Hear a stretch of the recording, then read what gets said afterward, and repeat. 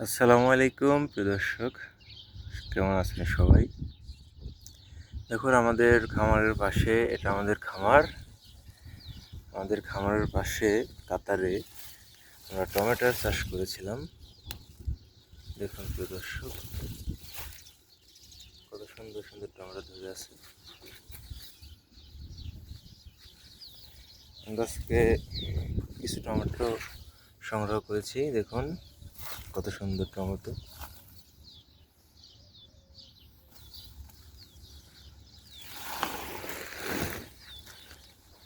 Tomato গাছের পাশাপাশি এটা সজিনা গাছ।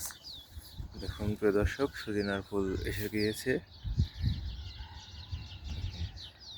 এটা আমাদের খামারের পাশেই আমরা একটু সবজি চাষ করেছি, সজিনা গাছ লাগাইছি। দেখুন প্রিয় দর্শক, ধন্যবাদ সবাইকে।